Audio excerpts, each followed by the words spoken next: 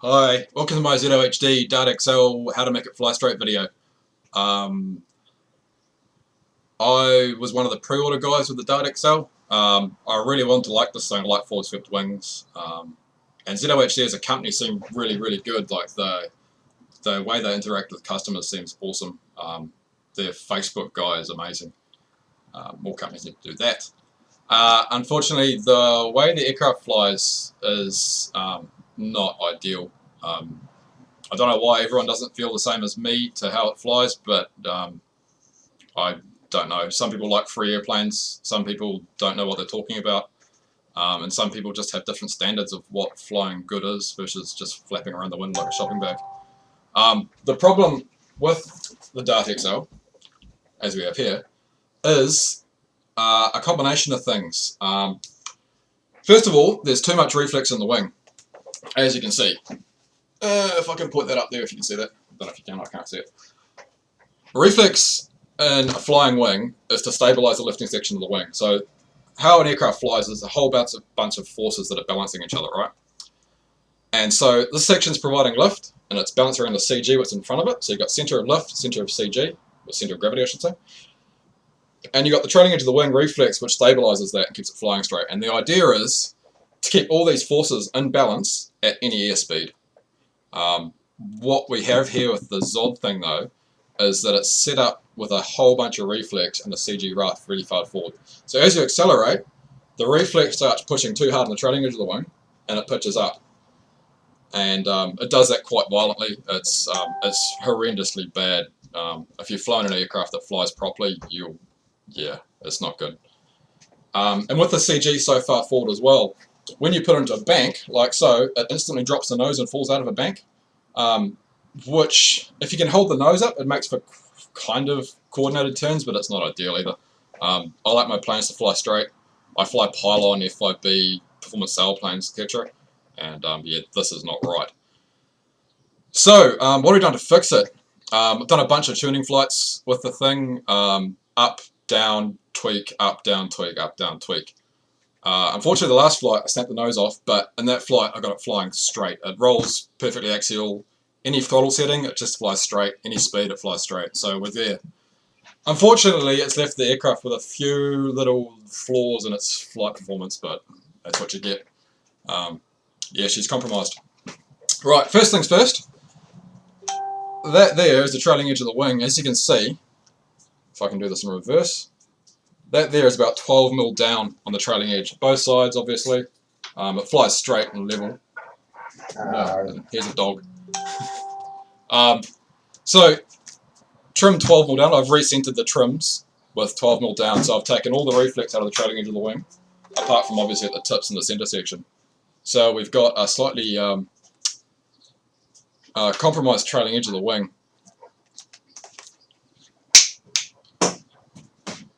What are you doing, dog? Sorry, I've got a dog introducing himself too. As well as that, I've moved the CG aft. If we can do this, 20 mils further aft of the recommended spot, which is about right. And if you see down there, I'll put the calculated CG, which is very close to what it's actually worked out to from flight testing. The forward CG is not ideal. As well as that, the thrust angle of the motor is off by roughly, I'm going to say 5 degrees. There's roughly 2 mils of packers in the top section here, so it's tilting the motor down a bit. You can fly it stock, however it still pitches up with throttle versus speed. I worked this all out by doing the standard RC plane trimming stuff, where you fly along, pitch nose up, pitch down, drop the throttle, gain speed, and if it pulls up from airspeed alone and not thrust, you know it's a CG forward issue because you're hanging too much trim off the back. Then you do it inverted and you watch if it tucks and climbs, etc, etc, etc. But we do have it nailed down now and it does fly straight. So CG, get rid of the reflex, fix the thrust angle, and they're pretty good. Unfortunately, to do that, that's currently the bay here, and this is a 3300. This is a 3300 4 cell, and it's as far back as it goes.